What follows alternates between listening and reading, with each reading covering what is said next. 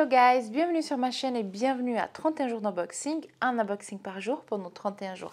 Je m'appelle Barbara et je suis une collectionneuse de maroquinerie de luxe vintage depuis près de 10 ans. Comme vous pouvez voir, ma collection, c'est qu'une partie de ma collection, elle est surtout en fait constituée de sacs à main de la marque, de la maison Chanel. Et aujourd'hui, eh bien, on va continuer pour voilà, venir compléter ma collection qui est vraiment très large. Alors, je vois la question arriver, combien de sacs Chanel est-ce que tu as? Je ne sais pas.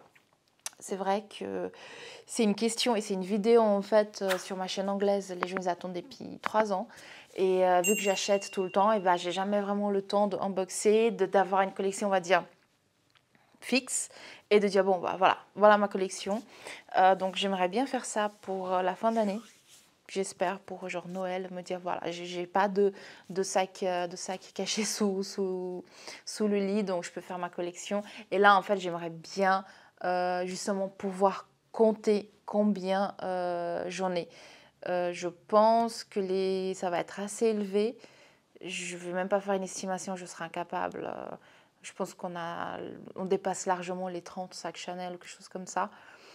Mais voilà, ça fait 10 ans que je collectionne. J'ai commencé à acheter du vintage, du Chanel vintage quand les prix n'étaient pas chers. Mon premier sac Chanel, il m'a coûté 300 €. J'habite en Suisse, donc c'est pas les francs français, c'est les francs suisses. Donc à peu près 300 €. C'était il y a quasi 10 ans. Et en fait, j'ai acheté pas mal de sacs, en fait, pas cher, parce que j'ai acheté en fait du vintage, du seconde main, quand c'était pas la big trend, c'était pas la tendance du moment. C'est vrai qu'avec les augmentations de prix, la pandémie du Covid, aussi la sensibilité pour les gens, pour tout ce qui est sustainability, économie circulaire, etc., le marché du seconde main est devenu vraiment à la mode. Les gens recherchent en fait des articles vintage de telle et telle époque et tout. Donc les prix, ils ont pris l'ascenseur. Est-ce qu'aujourd'hui, c'est impossible d'acheter un sac vintage Chanel à bon prix? Du coup, c'était quoi ma question? Est-ce que c'est impossible? Non, ce n'est pas impossible, c'est toujours possible, mais il faut vraiment faire des recherches, être patient, chercher. Enfin, ouais, il faut vraiment. Moi, je passe beaucoup de temps sur les plateformes de seconde main, de revente et tout ça. Parce qu'en fait, on ne sait jamais quand un sac va apparaître comme ça à la vente. Et ben, il faut être c'est premier arrivé, premier servi en fait. Donc voilà, c'est un peu comme ça. De toute façon, c'est des sujets que je vais vraiment en fait aborder avec vous plus en profondeur. Je commence à avoir pas mal de questions sur Instagram de où est-ce que tu achètes, comment tu authentifies, est-ce que tu passes par des comment dire, des entreprises d'authentification, est-ce que si quel vendeur tu utilises et tout. Donc ça, je vais hurry up et faire les vidéos. Je vais créer vraiment un guide pas à pas avec les best practices, en fait, les règles d'or. Comme ça, en fait, vous pouvez vous aussi en fait vous lancer ou continuer en fait si vous achetez déjà du vintage. J'ai aussi eu des commentaires avec des personnes qui ont eu des mauvaises expériences, qui ont acheté, c'était des faux, patati patata. Donc voilà, moi je vais partager avec vous mes astuces, comment je fais en fait pour diminuer. Je pense que le risque zéro n'existe pas. Aujourd'hui, je lisais un article. Là, je suis vraiment partie ailleurs, hein. Aujourd'hui, je vais revenir sur la vidéo, mais je lisais un article sur The Purse Blog, je ne sais plus le nom du site, qui disait qu'en fait, en Chine, une cliente a porté plainte. Donc, je crois que c'est en procès ou a porté plainte, je ne sais plus, contre Louis Vuitton parce qu'elle a acheté, donc elle allait en magasin et elle a acheté son sac. Et je ne sais pas pourquoi, je trouve ça un peu bizarre. Elle a fait authentifier son sac par une autre entreprise qui a dit que le sac était faux. Mais le sac vient bien du magasin. Je n'ai pas fini de lire l'article parce que je lisais pendant mes cours. C'était une mauvaise idée. Au lieu de suivre mes cours, je lis des articles sur les sacs à main. Mais en tout cas, voilà, c'est une histoire comme ça. Donc, est-ce qu'il y a un risque zéro quand on achète du seconde main, du vintage? Non, il n'y a pas de risque zéro. Mais il y a en fait des choses à faire pour diminuer en fait le risque de se retrouver avec un faux entre les bras. C'est clair que les faux qui sont très évidents où c'est écrit Chanel avec 2 N, ouais, c'est un peu évident. Mais enfin bref, tout ça c'est des choses, j'arrête là. Ça fait déjà 5 minutes, j'ai abusé sur l'intro. En tout cas, c'est des choses que je vais aborder avec vous sur les prochaines vidéos. Et on revient à la vidéo du jour. Donc voici la beauté. Et donc je vais vous montrer qu'est-ce qui se cache là dedans. Alors, je vous montre ce que nous avons au menu aujourd'hui. Alors je fais attention parce que vous allez comprendre, c'est un peu mou. La bandoulière. Je sais jamais comment dire les straps, la bandoulière du sac. Alors, je vous montre de loin comme ça. Et donc, voici le sac du jour. La lumière, elle est un peu forte. Donc, c'est un sac bicolore.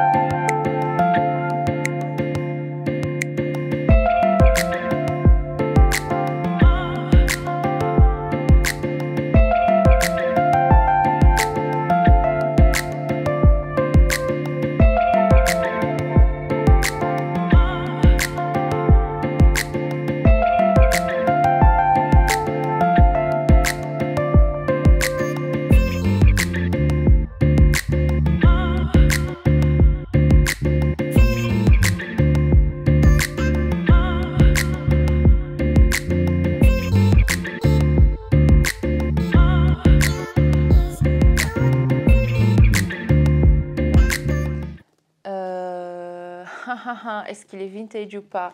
Je ne sais pas. Je vais l'ouvrir comme ça avec un peu de bol. Je sais pas. Enfin, je l'ai acheté. Je l'ai acheté où? Quoi? Comment? Je l'ai acheté sur Vestiaire Collective, ça c'est sûr. Parce qu'en faisant des recherches pour un autre sac, j'ai vu la facture. Alors, je regarde juste un peu dedans parce que... Ok. Donc, je n'ai pas de carte d'authenticité et je n'ai pas de sticker. En tout cas, je ne le trouve pas. Ok, alors voilà un exemple du genre de sac que les gens n'achèteraient pas parce que il n'y a ni sticker ni carte d'authenticité. C'est bizarre, j'ai enlevé le tag en fait, mais je vais retrouver l'annonce sur Vestiaire Collective. Donc on revient au sac. Alors à l'intérieur, donc c'est du cuir. Là vous avez une poche et là vous avez un zip avec une poche. C'est un sac made in France.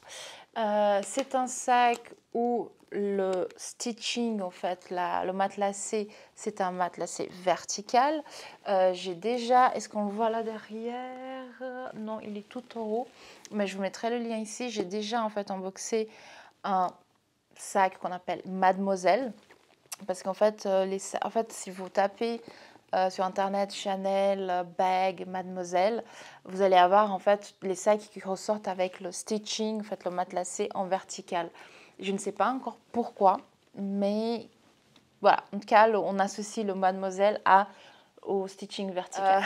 Donc je disais, donc oui, c'est un matelassé en vertical, donc on appelle Mademoiselle. Là on voit en fait qu'il y a que c'est un sac qui a été plaqué hors 24 carats. Et alors, derrière, il y a une poche ouverte que vous pouvez glisser des trucs comme ça. C'est pas la poche, en fait, qu'on a l'habitude de voir. Est-ce que j'ai un classique flap là sous la main?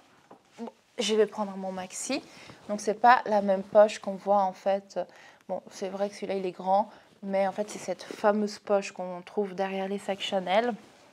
Celui-ci, en fait, il prend toute la largeur du sac et je trouve ça assez sympa. Et en fait, le truc un peu voilà, du sac, c'est que c'est un sac qui n'a pas comment dire, de bandoulière avec les chaînes. C'est un sac sans chaîne, donc en fait, c'est du cuir. Donc comme vous pouvez voir, en fait, il y a en fait, ce qui est cool avec ce sac, c'est qu'il est bicolore. Attendez, parce qu'il faut que je trouve juste comment faire. Et en fait, vous tirez comme ça. Je sais pas si on voit. Il faut tirer, voilà. Et en fait, vous pouvez le mettre crossbody en fait. Et vous avez la moitié qui est noire et la moitié qui est blanche. Je ne vous cache pas que quand j'ai reçu le sac, bien sûr je savais que la bandoulière en fait elle était comme ça, mais je ne vous cache pas que je me suis dit je l'achète et quand je le reçois, je vais en fait changer et mettre une chaîne en métal en fait. J'achèterai une chaîne et puis je remplacerai. Après, ce que je suis en train de me dire, c'est que si je fais ça, je vais devoir sûrement couper. Je ne sais pas si on peut défaire ce nœud et en fait garder quand même cette bandoulière originale. Ça, je ne sais pas. Et là, en fait, je me dis que je devrais peut-être pas faire ça, que je devrais peut-être garder cette bandoulière en cuir qui est un peu bizarre. Là, elle est un peu abîmée, je l'avais vue et je pense que c'est pas très très compliqué en fait. Il faut juste que je ramène ça chez un artisan du cuir. Vous voyez un peu, là, il y a une partie du cuir qui s'est décousue. Donc en fait, au lieu d'être tout pris comme ça, elle est sortie. Ça, à mon avis, je ramène et il fixe rapidement, il n'y a pas de souci. Mais là, en fait, je me dis que ça fait partie quand même du sac d'avoir cette chaîne bicolore en cuir et tout, et qu'il ne faudrait pas que je change. Donc, donnez-moi votre avis sur la question. Je ferai un petit sondage. Alors, pourquoi au début de la vidéo, je dis que ce sac respectait et il reprenait pas mal les codes de la maison. Je trouve que si on me dit Chanel, je vais penser au classique flap, à la veste en tweed, à des escarpins peut-être, à une camélia peut-être, mais surtout au niveau couleur, ce qui va me venir en tête en premier, c'est le noir et le blanc. Si on regarde voilà, l'histoire de la marque, on travaille avec la petite robe noire, les tailleurs et tout, le noir et le blanc, ça revient souvent. Et je trouve que le mix noir et blanc, comme ça, blanc et noir, c'est incroyable. Bon, là, du coup, c'est pas vraiment noir. Enfin, j'arrive pas à dire, j'ai l'impression que c'est un peu un noir. Là, sur la caméra, il sort noir, mais on dirait que c'est un peu un bleu noir. Je sais pas. Donc, et en fait, c'est vrai que j'ai craqué. Je me suis dit, mais le summum, c'est d'avoir en fait vraiment un sac bicolore comme ça.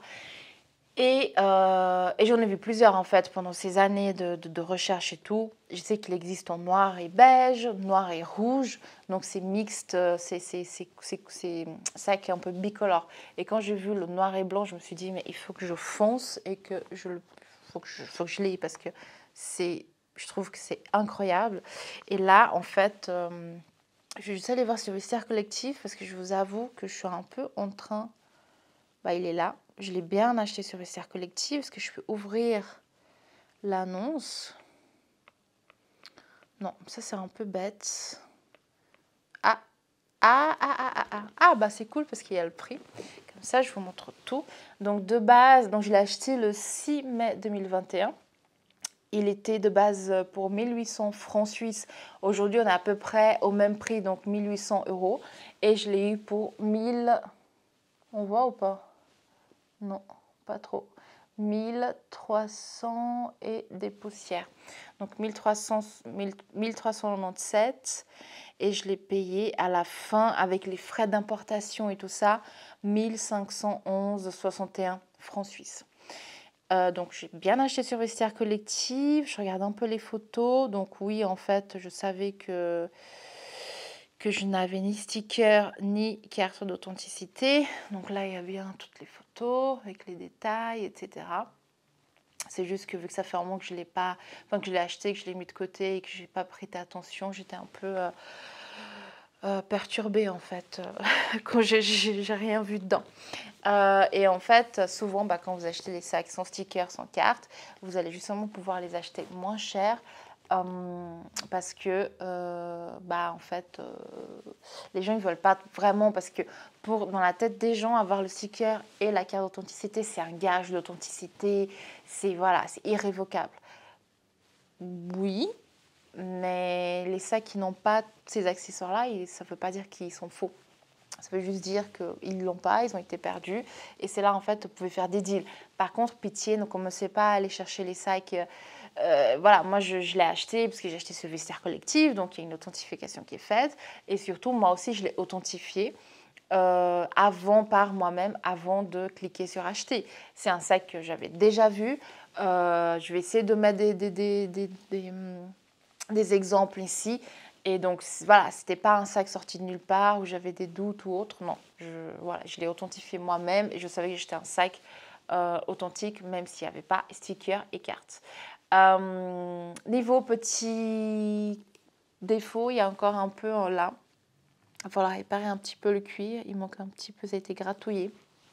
Mais sinon, je trouve que c'est un sac vraiment beau. Je pense qu'il faut que je le garde un peu comme ça, pour que le cuir, en fait, il se détende un peu, parce que là, il a un peu, vous voyez, un peu plié. C'est un peu, voilà. Mais au moins, c'est cool, parce que c'est un sac qui est assez long, donc je vais pouvoir le porter crossbody, donc ça, c'est chouette. Et du coup, voilà. Dites-moi dans les commentaires ce que vous en pensez de ce sac. Si vous aimez le côté, justement, bicolore, si vous pensez que c'est too much. Là, justement, je regardais une vidéo et la fille, elle avait un Gucci Jackie blanc et noir. Donc, il était blanc avec des détails noirs. J'étais là, c'est trop beau. Les sacs blancs et noirs, je trouve que c'est tellement élégant. Imaginez ça avec un suit noir. Enfin, bombe atomique, le truc. Guys, dites-moi ce que vous pensez en commentaire.